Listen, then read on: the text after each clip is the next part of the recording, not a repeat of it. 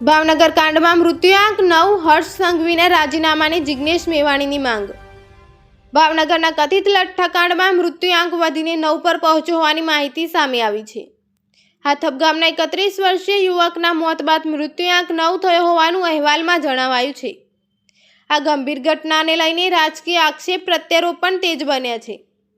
વડગામના ધારાસભ્ય જિગ્નેશ મેવાણીએ ગૃહ રાજ્યમંત્રી હર્ષ સંઘવીના રાજીનામાની માંગ કરી છે। મેવાણીએ લઠ્ઠાકાંડને લઈને સરકારની દારૂબંધીની નીતિ અને તેના અમલ સામે સવાલો ઉઠાવ્યા છે। પ્રાથમિક તપાસમાં નકલી દારૂના કેસમાં મોટી સંખ્યામાં લોકો સામે કાર્યવાહી થઈ છે। અગાઉના અહેવાલ મુજબ 21 લોકો વિરુદ્ધ એફઆઈઆર નોંધાઈ હતી અને નકલી દારૂ નેટવર્કની તપાસ એસએમસી સહિતની એજન્સીઓ દ્વારા કરવામાં આવી રહી છે। ઘટનામાં નકલી દારૂમાં ઝેરી કેમિકલના ઉપયોગની વિગતો પણ તપાસમાં સામે આવી છે। સમગ્ર મામલે પોલીસ અને તપાસ એજન્સીઓ દ્વારા સપ્લાય ચેઇન તથા સંડોવાયેલા લોકોની તપાસ કરવામાં આવી રહી છે। લઠ્ઠાકાંડ બાદ હવે સરકારની જવાબદારી, દારૂબંધીના અમલ અને પોલીસ તંત્રની કામગીરી અંગે રાજકીય ચર્ચા વધુ ગરમાવાની શક્યતા છે। ભાવનગરમાં કથિત લઠ્ઠાકાંડ સર્જાયો છે, અનેક લોકો મોતને ભેટા છે, શું કહેશો? આપ સૌ જોઈ રહ્યા છો, આખું ગુજરાત જોઈ રહ્યું છે કે છેલ્લા 1 વર્ષથી ગાંધી અને સરદારના આપણા આ ગુજરાતમાં ચરસ, ગાંજો, ડ્રગ્સ અને દારૂની વિરુદ્ધમાં હું અને કોંગ્રેસ પાર્ટી સતત રાત દિવસ લખી રહ્યા છીએ, લડી રહ્યા છીએ, બોલી રહ્યા છીએ।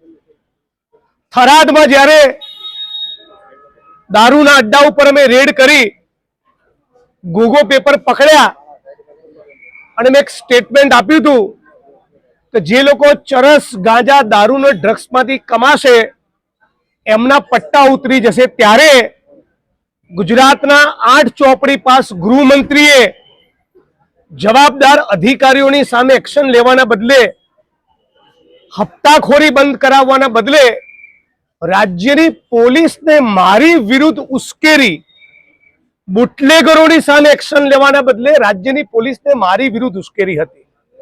આજે એનું જ પરિણામ છે કે ભાવનગરમાં એક આંકડા મુજબ 9 અને બીજા આંકડા મુજબ 11 લોકો આ લઠ્ઠાકાંડનો ભોગ બન્યા છે।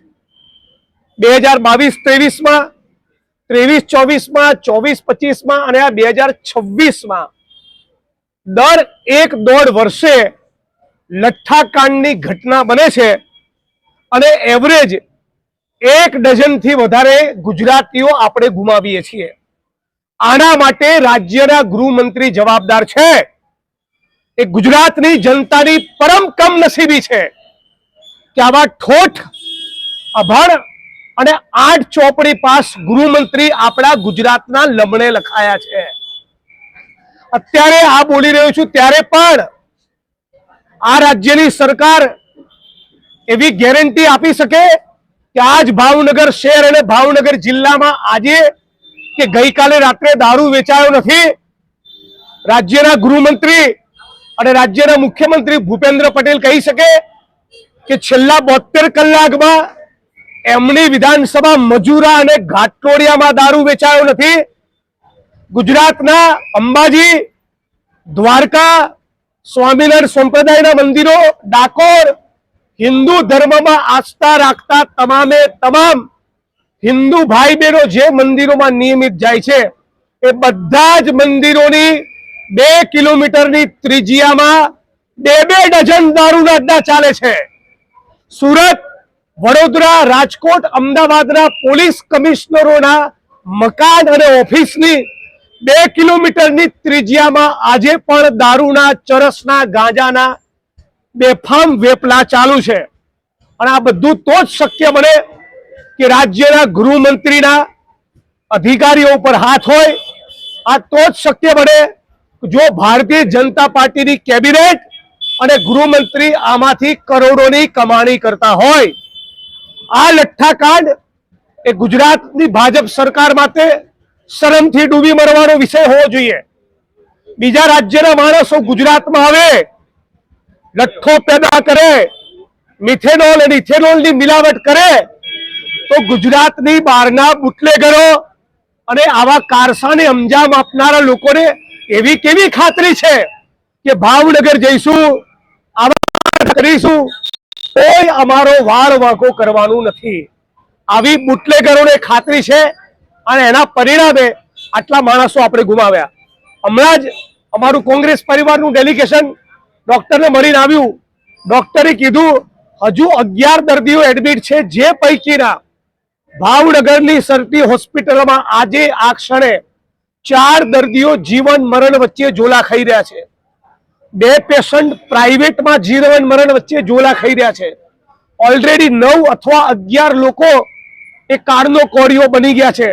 એટલે હજી જો હર્ષ સંઘવીની આંખ ખુલતી ના હોય તો આપણે બધા જ ગુજરાતીઓએ જેમ જંતર મંતરમાં તમામ જ્ઞાતિ અને ધર્મના યુવાનો જ્ઞાત જાત ધર્મ કોમ ભૂલીને એક થયા, એમ આપણે બધા જ ગુજરાતીઓ સાથે મળીને માંગ કરવી જોઈએ કે લાખ વાતની એક વાત, ગુજરાતના ગૃહમંત્રી 8 ચોપડી પાસ હર્ષ સંઘવીનું રાજીનામું જોઈએ.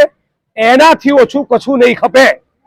હર્ષ સંઘવી રાજીનામું આપે, ભારતીય જનતા પાર્ટી માણસનું રાજીનામું લે અને ગુજરાતમાં દાખલો બેસાડે કે હવે ગુજરાતની બેન દીકરીઓ માતાઓને વિધવા થવા દઈશું નહીં. આ તો આઈપીએસ